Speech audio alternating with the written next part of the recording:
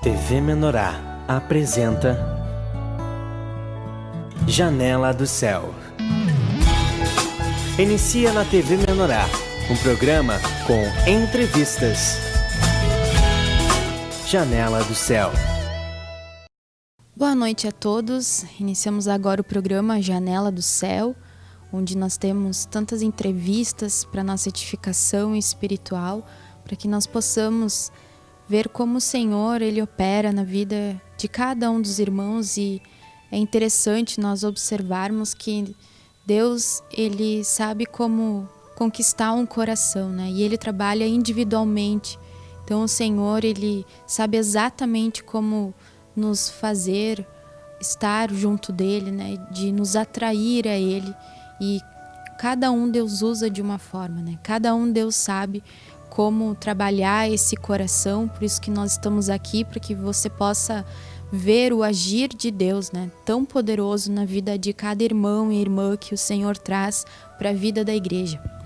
E falando sobre isso, né? Sobre esse momento de conquista, eu convido a todos a abrir as suas Bíblias no livro de Salmos, no capítulo 51.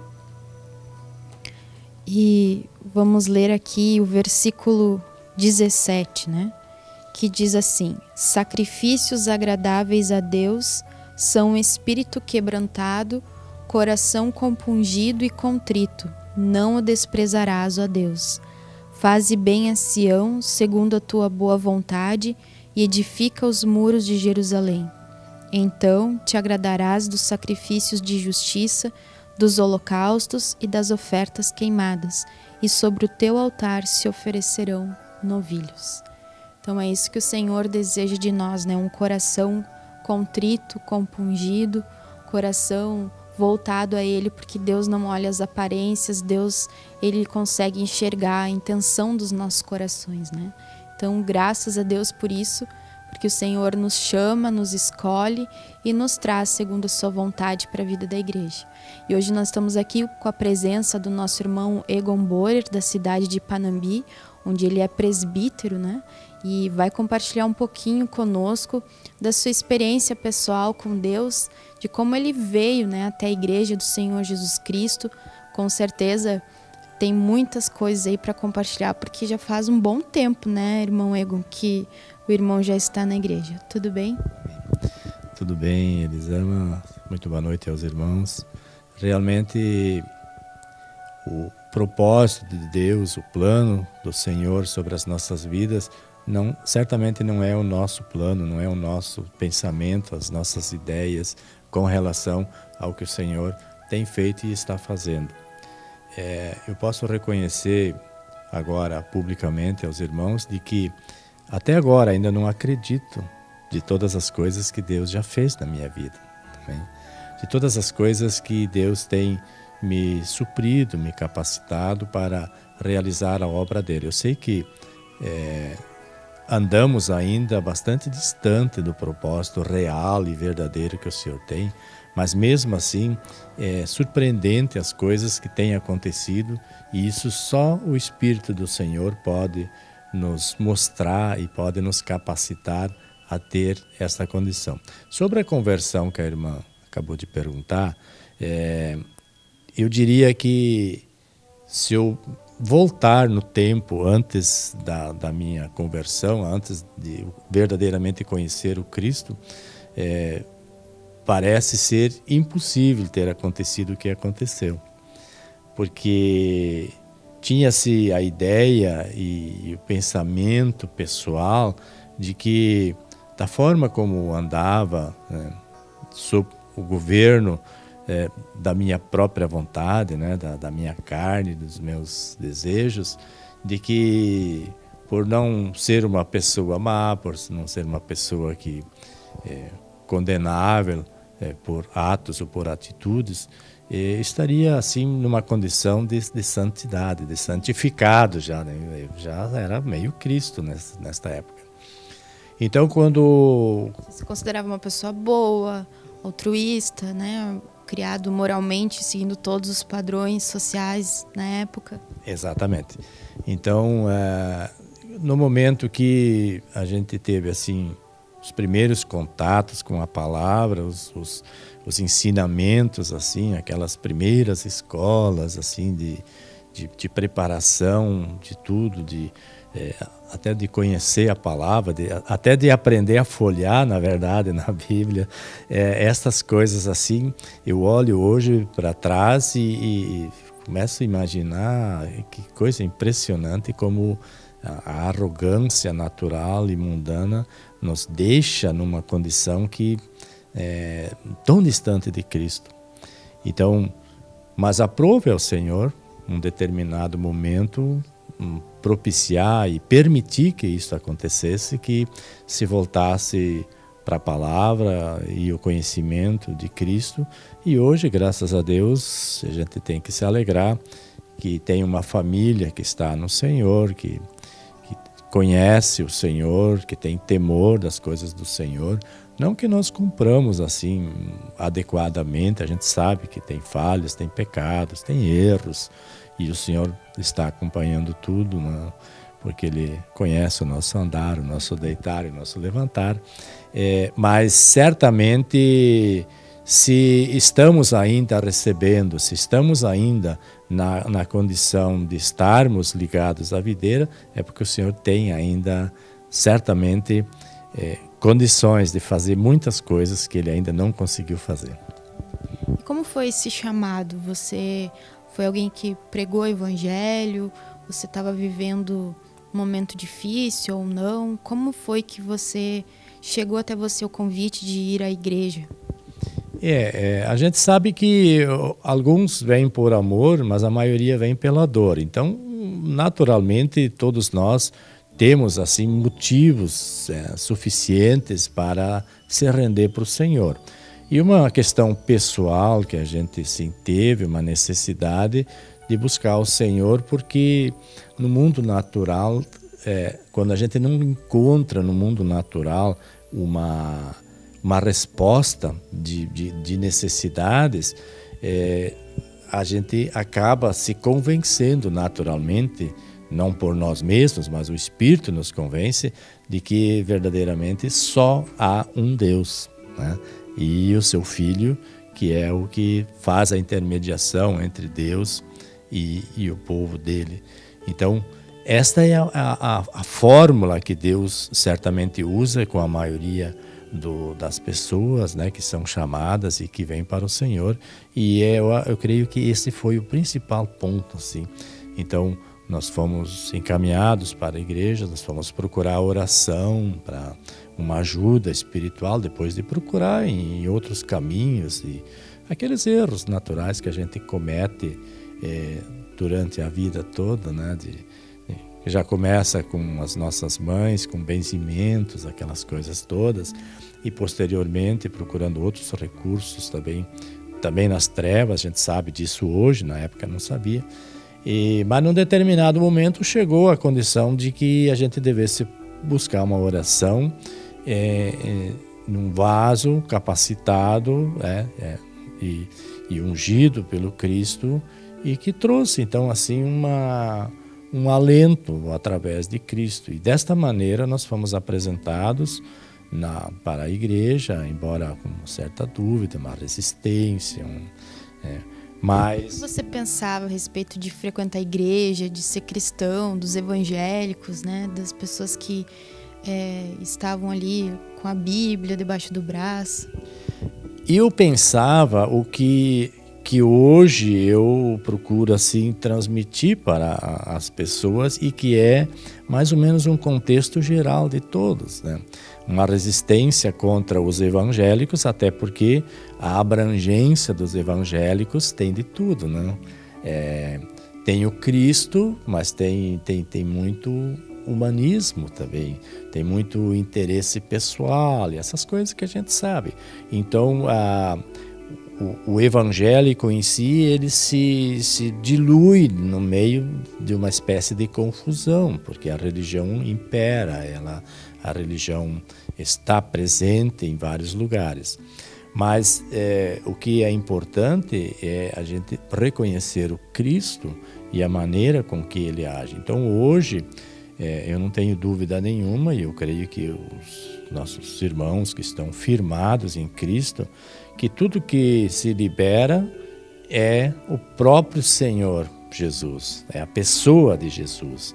E a Bíblia que você tem na tua mão, eu tenho aqui no meu colo também, ela é a confirmação de tudo. Então não tem como, não é por um show, por um espetáculo, não é por uma oração calorosa e nem sequer por uma palavra contundente, né?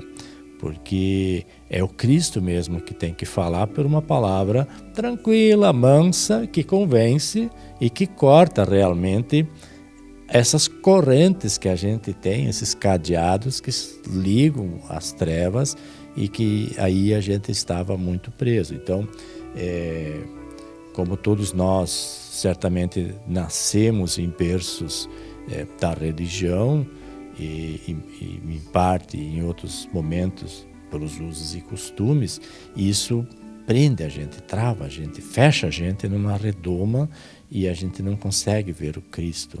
A gente imagina o Cristo como o Jó disse, né? Agora eu conheço ele de fato e de verdade, porque tudo que ele me deu, ele me tirou e agora está me repondo.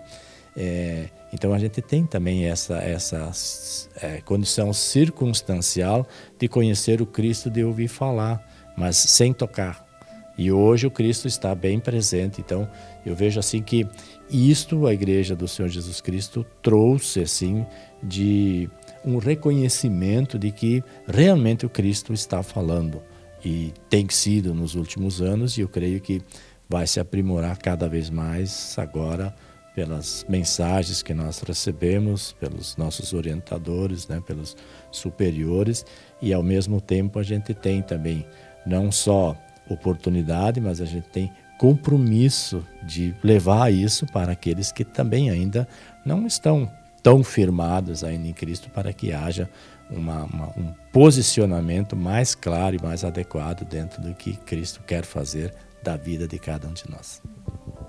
E naquele momento que você, enfim, estava recebendo essas orações, começou a procurar essa ajuda espiritual para trazer um alívio, né, ao coração, o que mais te chamou a atenção na igreja, o que te fez assim permanecer e ver que ali era o caminho, que ali era, que tinha a verdade?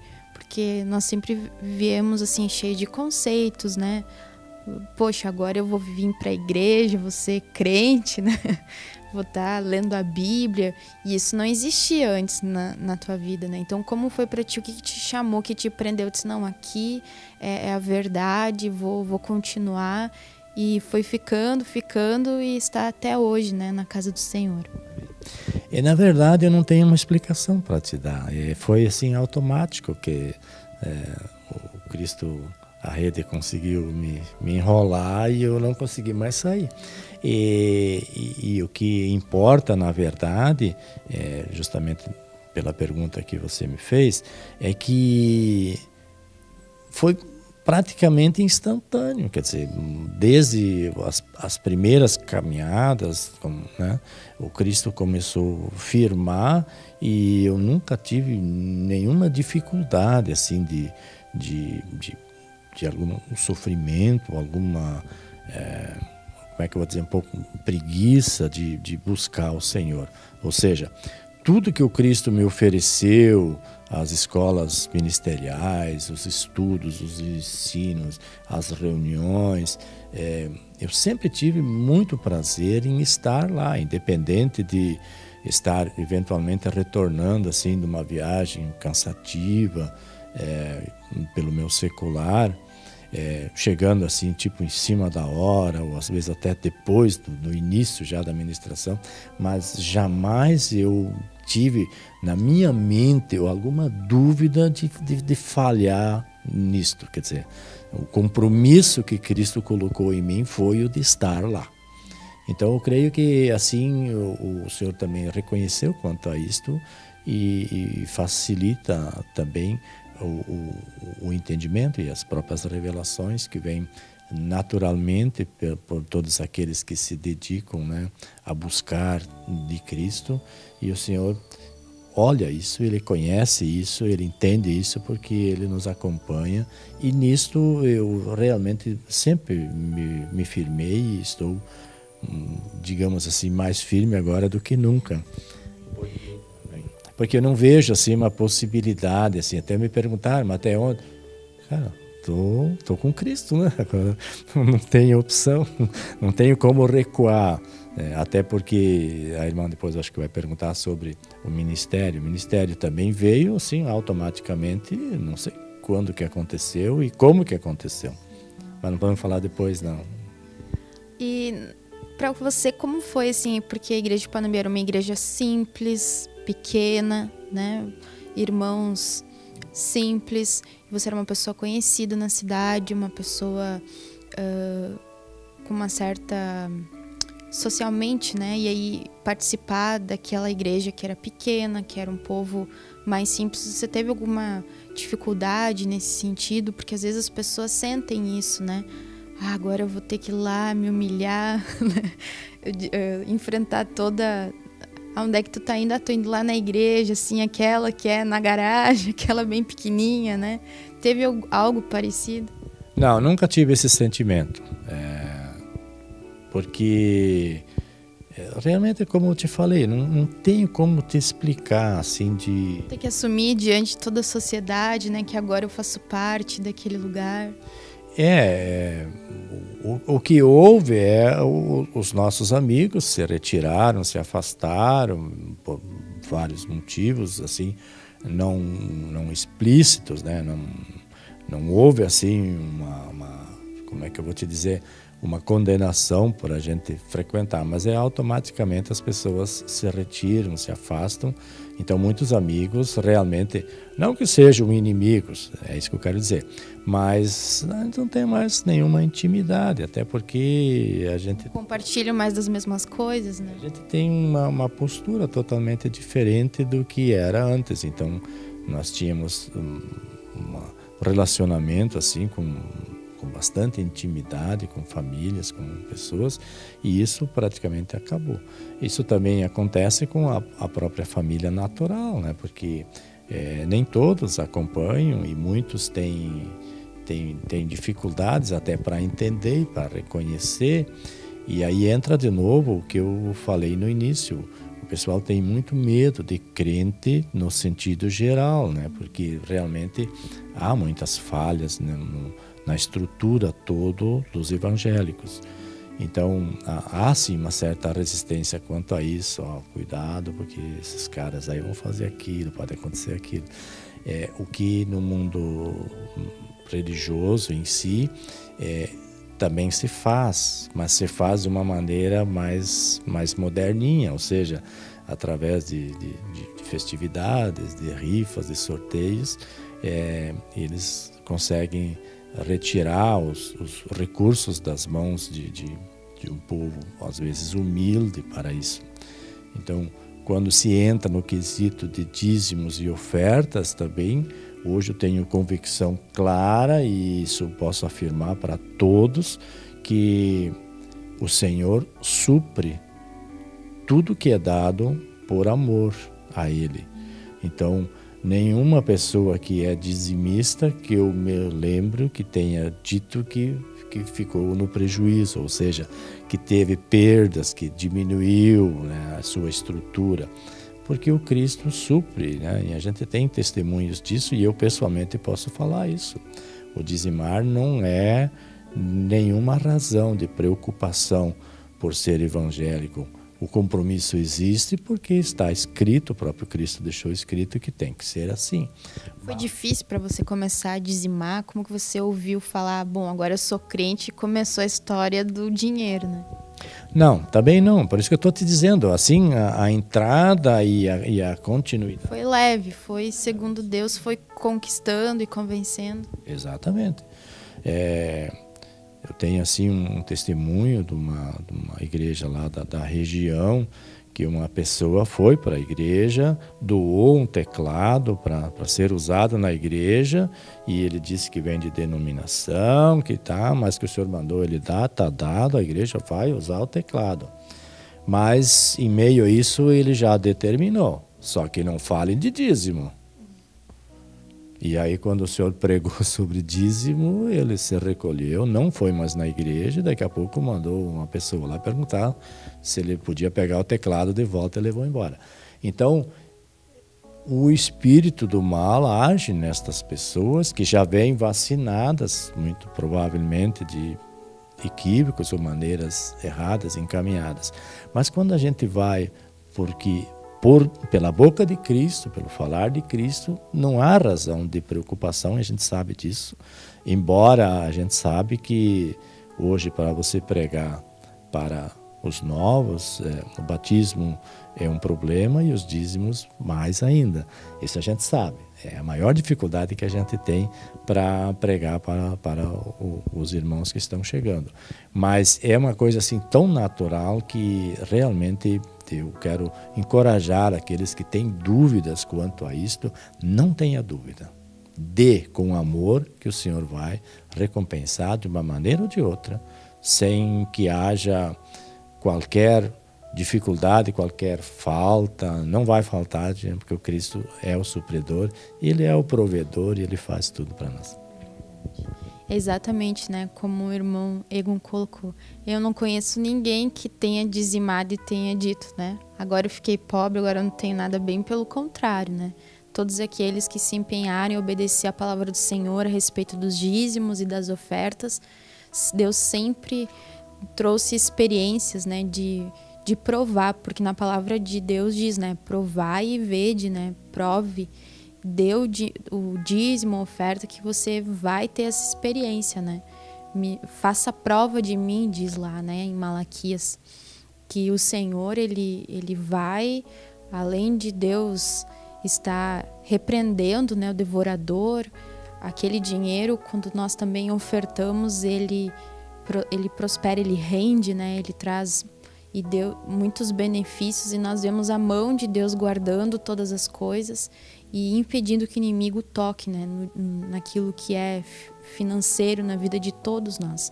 Então não temas, né? Dê com amor, com alegria, que com certeza você vai ter muitas experiências para compartilhar sobre o que Deus fez nesse sentido, né, das finanças. Então nós vamos fazer um breve intervalo e nós já voltamos. Aguarde, irmãos. Janela do Céu.